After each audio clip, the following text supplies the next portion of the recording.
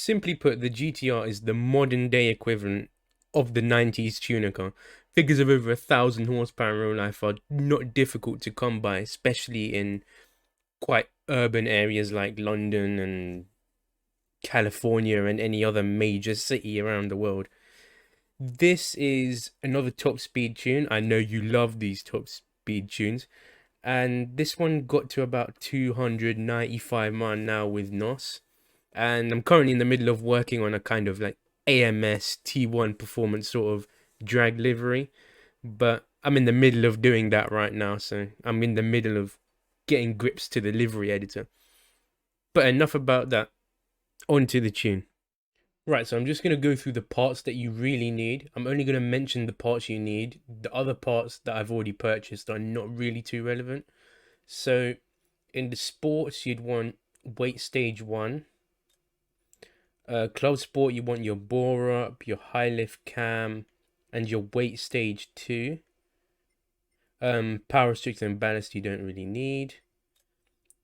In semi racing, you want your race crankshaft, your computer, and your high RPM turbo. I did have a look at the other two to see if they would add any extra torque.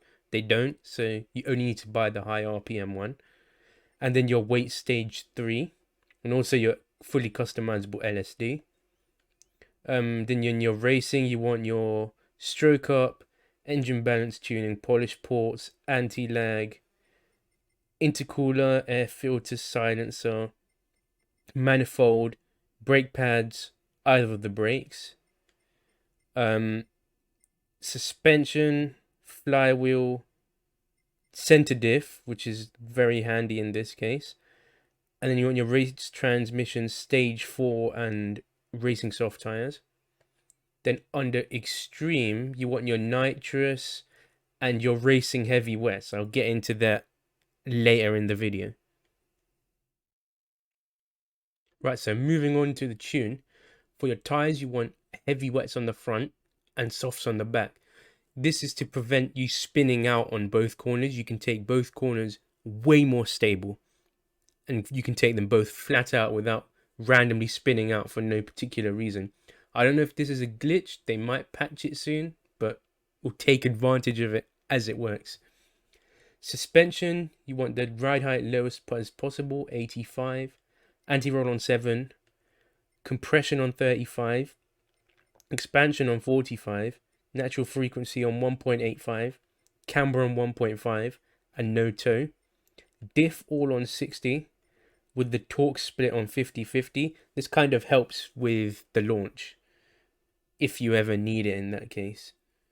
This is not like my 4-rotor RX-7 tune, where it just bogs off the line and gets to first gear at 140 mile an hour.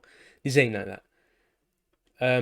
Downforces on 80, non-adjustable. I did actually remove the small rear wing it has, so I didn't actually see how much downforce it had stock, but that's something for you to figure out.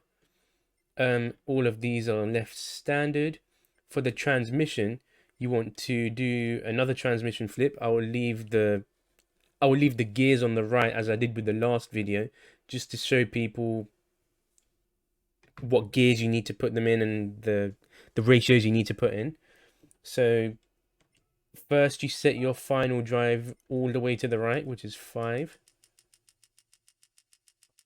Then you want to go back to your top speed and bring that down to 200. And then you want to put the gears on the right, as I said. So I'll start with first, 4.093. And don't be...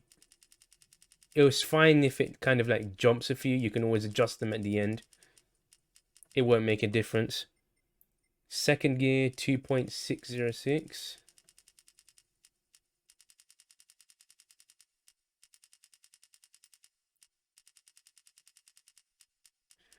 Third gear is 1.918.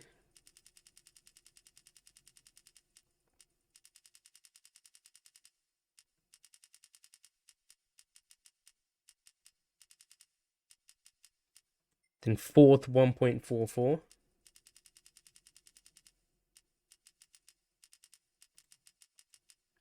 fifth 1.17,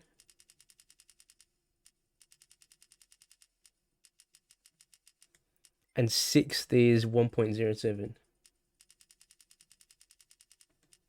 See, as you can see, first gear has changed.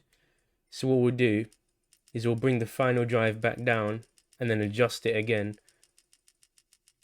back to 4.093.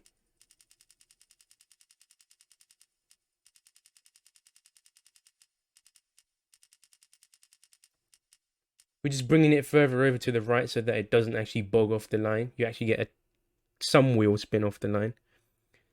So those are your gears.